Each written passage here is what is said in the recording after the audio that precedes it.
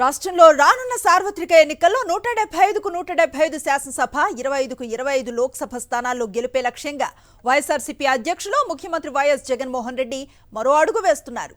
ఎన్నికల్లో అనుసరించాల్సిన వ్యూహంపై పార్టీ శ్రేణులకు దిశానిర్దేశం చేస్తున్నారు. మంగళగిరిలోని సీకే కన్వెన్షన్ సెంటర్లో మేము సిద్ధం మా బూత్ సిద్ధం పేరుతో కీలక సమావేశాన్ని నిర్వహిస్తున్నారు. ఎమ్మెల్యేలు, నియోజకవర్గాల సమన్వయకర్తలు, పార్టీ జిల్లా అధ్యక్షులు, ప్రాంతీయ సమన్వయకర్తలు, నియోజకవర్గ పరిశీలకులు, మండల పార్టీ అధ్యక్షులు, నియోజకవర్గ మండల జగనన్న సచివాలయ కన్వీనర్లు సహా 2700 మందికి పైగా నేతలు ఈ సమావేశానికి హాజరయ్యారు. ఎన్నికల్లో క్లీన్ స్వీప్ చేయడానికి తీసుకోవాల్సిన చర్యలపై వారికి సీఎం వైఎస్ జగన్ దిశానిర్దేశం చేయనున్నారు.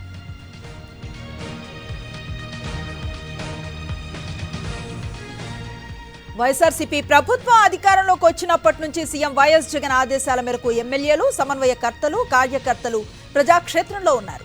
గత 58 నెలలుగా సీఎం వైఎస్ జగన్ అందిస్తున్న సంక్షేమ పథకాలు, సుపరిపాలనను ప్రతి గడపకు తీసుకువెళుతున్నారు. ప్రభుత్వం చేసిన మంచిని మరింత సమర్థవంతంగా ప్రజల్లోకి తీసుకువెళ్లటం, ప్రతిపక్షాల విమర్శలకు ధీటుగా తిప్పికొట్టడం, ఎన్నికల్లో విజయమే లక్ష్యంగా చేపట్టాల్సిన చర్యలపై సమావేశంలో నేతలకు దిశానిర్దేశం చేయనున్నారు సీఎం జగన్.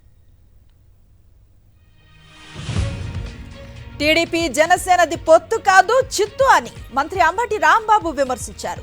బోరున విలపిస్తున్న జనసేన నేతల్ని చూస్తే జాలేస్తోందన్నారు. టీడీపీ జనసేన పొత్తు వల్ల క్యాష్ ట్రాన్స్ఫర్ మాత్రమే జరిగిందని, కాపుల ఓట్లు ట్రాన్స్ఫర్ కాలేదన్నారు మంత్రి అంబటి. మేము 24 కాదు 60 ఇవ్వమంటే వాళ్ళు ఇస్తారా?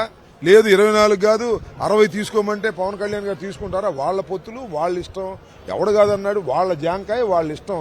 తినమనండి, ఎక్కడ ముంచుకు తినమంటే అక్కడ ముంచుకు తినమను, మాకేం అభ్యంతరం. కాకపోతే అనైతికమైన పొత్తు, ఈ పొత్తు చిత్తైపోయింది, ఈ పొత్తు ఫెయిల్ అయిపోయింది. ఈ పొత్తు వల్ల కళ్యాణి గారికి క్యాష్ ట్రాన్స్ఫర్ అయింది కానీ మా క్యాస్ట్ ఓటు మాత్రం బాబుకు ట్రాన్స్ఫర్ కాదు. ఇది సత్యం. ఏమో పవన్ కళ్యాణ్ గారి బ్యాచ్ లేదా మా కాపు సోదరులు Pawan Kalyan CM CM CM అంటుంటే, మరి పవన్ కళ్యాణ్ గారు ఎందుకు చంద్రబాబు సీఎం సీఎం అంటున్నాడు? చంద్రబాబు అవుతాడా, లోకేష్ అవుతాడా? క్యాష్ కాక ఏమిటి అని అడుగుతున్నా, ప్యాకేజ్ కాక ఏమిటి అని అడుగుతున్నా. చెప్పమనండి, ఏంటి ఇది? ఈ ప్రజాస్వామ్యంలో ఎందుకు పొత్తు? వీళ్ళిద్దరికి పెద్ద సిద్ధాంతాలు దగ్గరగా ఉన్నాయా? ఏమైనా చెగువీరాకి ఈయన కూడా చంద్రబాబు నాయుడు గారు కూడా చెగువీరా సిద్ధాంతంతో వెళ్తున్నాడా? చెప్పమనండి. వైఎస్ఆర్సీపీ సిద్ధం సభలకు ప్రజల నుంచి విశేష స్పందన వస్తోందని ఎమ్మెల్యే గడికోట శ్రీకాంత్ రెడ్డి చెప్పారు. ఎన్నికల్లో సీఎం వైఎస్ జగన్ ఇచ్చిన హామీలన్నీ నెరవేర్చారని చెప్పారు. వైఎస్ జగన్ సభలకు వస్తున్న ఆదరణను చూసి చంద్రబాబు తట్టుకోలేకపోతున్నారని చెప్పారు.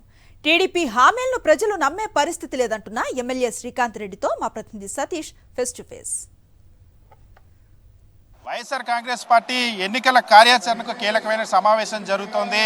వైఎస్ఆర్ కాంగ్రెస్ పార్టీకి సంబంధించి మండల కన్వీనర్ దగ్గర నుండి రీజనల్ కోఆర్డినేటర్ వరకు అన్ని స్థాయిలకు సంబంధించినటువంటి ముఖ్య నేతలు కూడా హాజరైనటువంటి పరిస్థితి.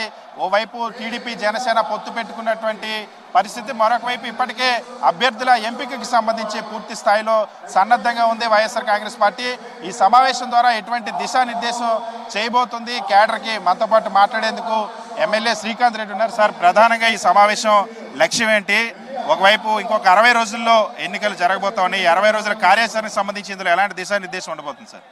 ఒక్క అంశం ఆలోచన చేయాలి. రాష్ట్ర వ్యాప్తంగా కూడా జగన్మోహన్ రెడ్డి గారు 3 సిద్ధం సభలు ఇప్పుడు దాకా కంప్లీట్ అయినాయి. ఒకటి వచ్చి ఉత్తరాంధ్రలో, తర్వాత ఒకటి ఏలూరు జిల్లాలో, మరొకటి అనంతపురం జిల్లాలో, 4వ 3వ తేదీ కూడా సిద్ధం అవుతుంది. ఈ సిద్ధం సభలకు ఎలా స్వచ్ఛందంగా లక్షల మంది తరలివచ్చారనేటువంటిది మనం చూసాం.